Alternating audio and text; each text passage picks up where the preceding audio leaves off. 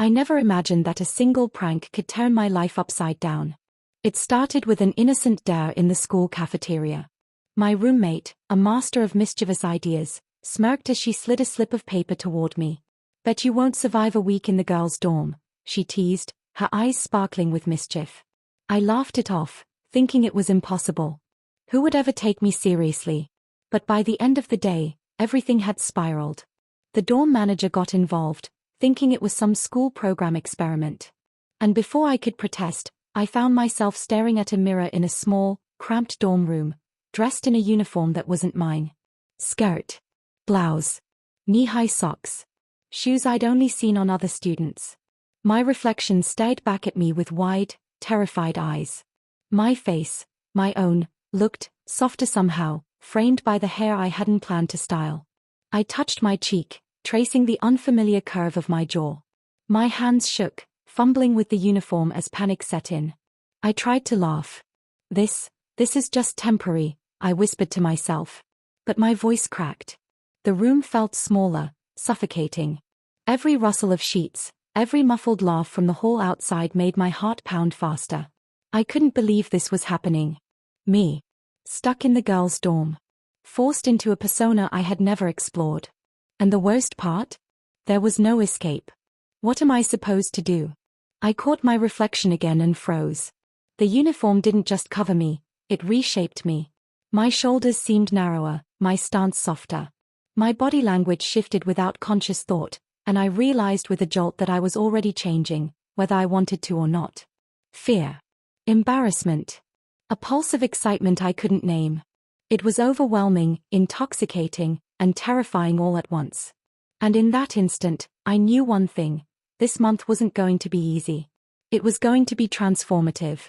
The first morning in the girls' dorm was a nightmare I couldn't wake up from. I woke to the sound of giggles and footsteps outside my door, my uniform stiff and unfamiliar against my skin. Every movement made me hyper-aware of the skirt brushing my legs, the blouse clinging in ways I wasn't used to. I tried to move quietly, but even the faintest rustle of fabric felt deafening. At breakfast, my roommate nudged me. "Don't worry, you'll fit in," she whispered, grinning. I wanted to laugh, but my stomach twisted.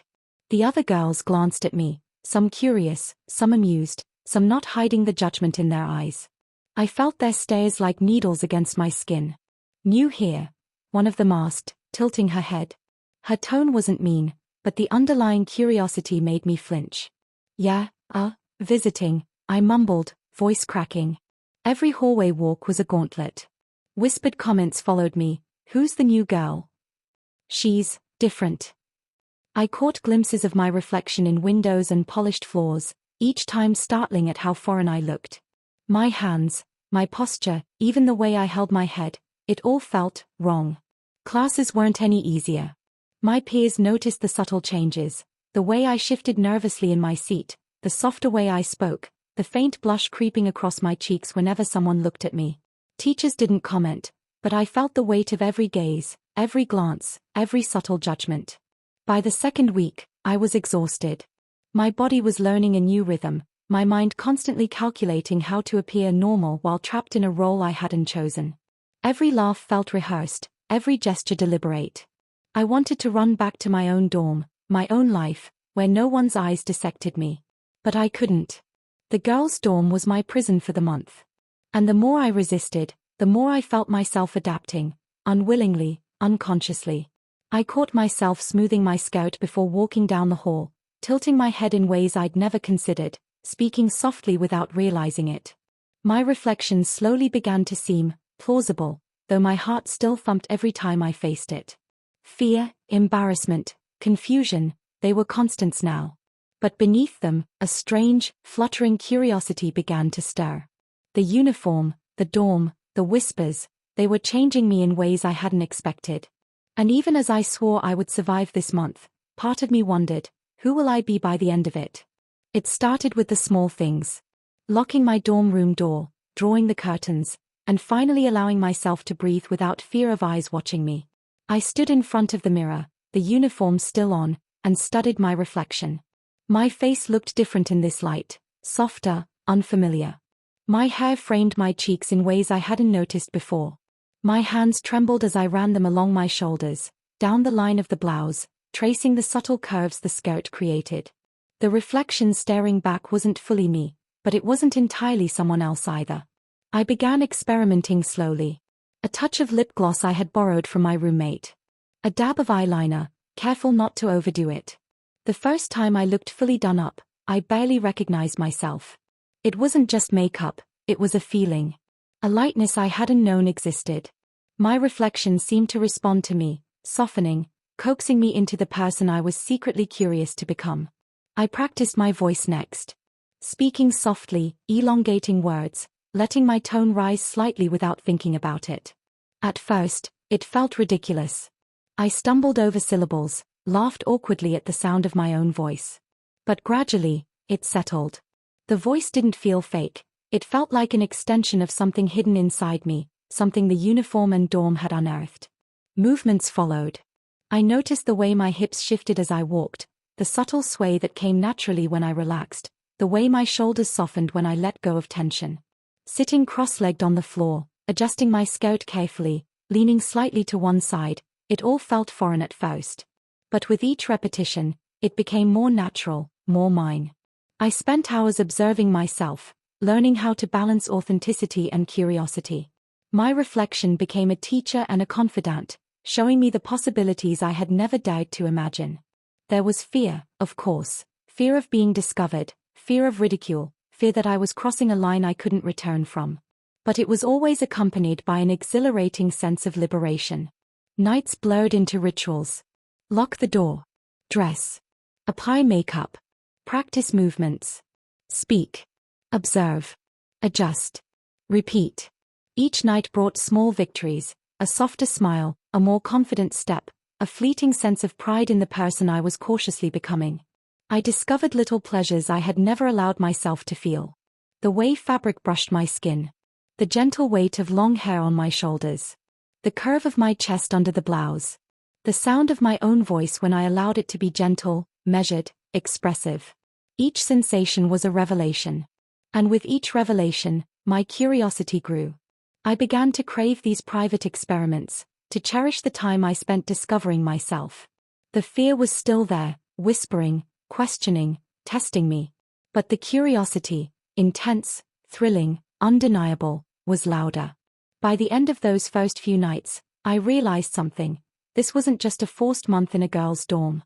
It was a journey into a side of myself I had never dared explore. And the secret exploration, behind closed doors, was teaching me more about who I could be than anything else had in my life. I wasn't pretending. I was uncovering. After the first week of private experiments, I felt a strange mix of terror and excitement. The dorm was no longer just a prison, it was a stage, and for the first time, I wondered what it might feel like to step onto it fully, even if only in small ways. It began with tiny, almost imperceptible acts. Walking down the hallway a little slower, letting my skirt brush against my legs naturally. Adjusting my posture, tilting my head slightly, speaking softly when I said good morning to the other girls.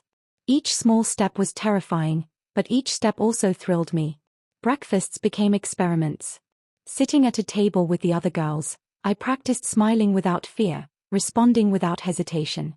A compliment here, a laugh there, it was exhilarating to see how others reacted to this version of me. Not mockery, not judgment, but acknowledgement, curiosity, even friendliness. I started borrowing small accessories, a bracelet, a scarf, a subtle ring. They weren't flamboyant, but they accentuated the version of myself I was beginning to inhabit. Each piece of clothing, each small detail, reshaped not only my outward appearance but also how I carried myself. Confidence, once foreign, began to trickle into my steps. One afternoon, while studying in the lounge, a girl I barely knew glanced at me and said, "You look really comfortable today." I froze. Comfortable? That wasn't how I had felt all week. But as the word sank in, I realized she was right. My stance, my expression, even my quiet demeanor had shifted subtly. The thrill of being noticed, not for a prank, not for humor, but simply for existing, was intoxicating. I began testing boundaries carefully, lingering a little longer in common areas, joining group conversations I would normally avoid, allowing myself to laugh freely. Every small victory chipped away at the fear that had gripped me since the first day. Even the nightly routines changed. Makeup became bolder, movements more fluid, my voice softer and more expressive. I caught myself practicing smiles in the mirror before heading to class or chores, noticing how a slight curve of the lips or tilt of the head changed everything. By the second week, I ventured further. Quiet walks to the dorm garden, sitting on benches, letting my presence be noticed without hiding. Conversations became easier. Laughter came more naturally. And though the fear of judgment never fully vanished, it no longer controlled me. Through it all, I discovered something remarkable. Confidence wasn't about perfection. It wasn't about convincing others I was someone else. It was about allowing myself to inhabit my own body, my own expression, fully and without apology, even when the world's eyes were on me. By the end of the week, I wasn't just surviving the dorm. I was learning to exist in it as myself, exploring the edges of identity, testing the limits of fear, and discovering the intoxicating freedom that came from choosing authenticity over hiding. The transformation was gradual, subtle, but undeniable. The girl I had been pretending to be, and sometimes fearing, was slowly becoming someone I could embrace. And deep down, a voice whispered, "This is only the beginning." The climax hit unexpectedly. It was during the dorm's monthly gathering, a casual game night that drew nearly everyone together. I had prepared mentally, dressed carefully in a soft dress that fell just above my knees, shoes I had practiced walking in, subtle makeup that made me feel seen. Confident, at least in theory. But the moment I stepped into the lounge, the weight of every eye in the room pressed down on me. I could feel whispers brushing against my skin. "Who's that new girl? She looks different." I froze. My stomach twisted. My mind screamed at me to run back to my room, to hide behind the door, to shed the uniform and the persona I had been building. Then I saw her. My roommate, smiling, supportive, giving me a small nod. That tiny gesture anchored me. "Relax," I told myself. "You've survived worse. You can handle this." The first challenge came fast. One of the girls from class, a blunt observer, stared directly at me. "Hey, you're really pulling this off," she said, curiosity clear in her voice. "I mean, you're confident, it suits you." I wanted to laugh nervously. I wanted to explain that it was a dare, that it was temporary, that it wasn't really me. But something stopped me. Instead, I said quietly, almost to myself, "Thank you. I'm figuring it out." The room seemed to hold its breath. And then, slowly, people smiled, conversation resumed, and I realized, I hadn't collapsed. I hadn't been exposed or ridiculed. I had been seen, and it didn't hurt. Later, another friend pulled me aside. "I didn't know you could carry yourself like this," she said. "You look natural. Happy." Happiness. That word made my chest tighten. Because in that moment, I felt it. Not fake, not borrowed. Real. Raw. A mixture of fear and pride, vulnerability and empowerment. The confrontation wasn't just external. It was internal. Every step I took, every word I spoke, every glance I met, it was a choice. Hide behind the old me, retreat to safety, pretend this month hadn't changed anything? Or step fully into this new identity, fully visible, fully alive, fully me? I chose to step forward. I laughed. I participated. I moved freely. I didn't apologize for my presence. And in doing so, something shifted inside me, an unspoken truth. Fear may always whisper, but courage can speak louder. By the end of the night, I knew I had crossed an invisible threshold. The month-long dare had forced me into exposure, and I had survived not just physically, but emotionally. I had discovered strength, flexibility, and a budding confidence I didn't know I possessed. I was no longer just pretending. I was living. After that night, everything felt lighter. The dorm didn't feel like a trap anymore. It had become a space of discovery, of small victories, of private triumphs made public. I no longer dreaded the whispers or the curious glances. I had grown into them, claimed them, owned them. I dressed each morning with intention, experimenting with subtle outfits that highlighted the new confidence I had been cultivating. Skirts, blouses, light makeup, each choice no longer felt like a performance. It felt like expression. Expression of a side of myself that had been locked away, unexplored, waiting for permission to breathe.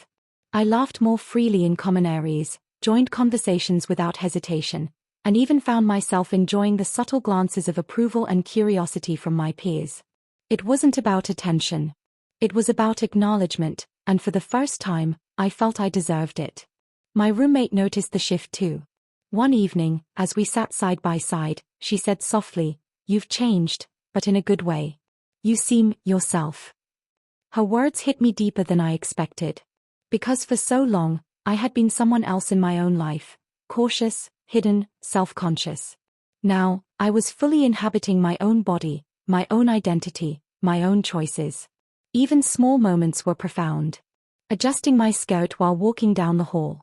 Catching a compliment without flinching. Speaking softly without overthinking. Sitting in front of the mirror, studying the person staring back, and smiling with recognition instead of fear. I realized something essential. Empowerment wasn't a sudden revelation. It was a series of choices. Daily, small, often invisible choices. Choosing to exist authentically. Choosing to embrace vulnerability. Choosing to allow yourself joy, even in the face of uncertainty. By the final week, I wasn't just surviving the girls' dorm, I was thriving in it. The uniform that had terrified me now felt familiar, comforting even. I had discovered a strength I didn't know I possessed, a resilience that came from facing fear head-on and refusing to shrink. I also discovered acceptance from others. Friends who had watched me evolve treated me with warmth and curiosity, no judgment necessary. That validation was sweet, yes, but the real change had happened within me. I no longer needed anyone to affirm my worth. I had found it myself. And the most important truth settled in slowly, softly. I wasn't trapped anymore. I was free. Free to explore. Free to express. Free to exist as the person I had always wanted to know. The dare had started as a joke. A challenge. A trap. But it became the catalyst for something far greater. Self-discovery, confidence, and empowerment that would stay long after the dorm room doors opened again. Looking back, I realized that the month in the girls' dorm wasn't just a dare, it was a journey into myself. I didn't just survive a prank or a challenge. I discovered courage I didn't know I had, curiosity I had ignored, and a side of me that had been waiting quietly for permission to exist. Fear was always there, whispering, testing me, but it no longer dictated my choices. Every step, every glance, every small act of confidence became a declaration. I am allowed to be me. If you're watching this and feel trapped by expectation, fear, or circumstance, remember this. Sometimes, the moments that scare us the most are the ones that show us who we truly are. Courage isn't the absence of fear. It's choosing to step forward anyway. And authenticity, living as yourself, is the bravest choice you can make.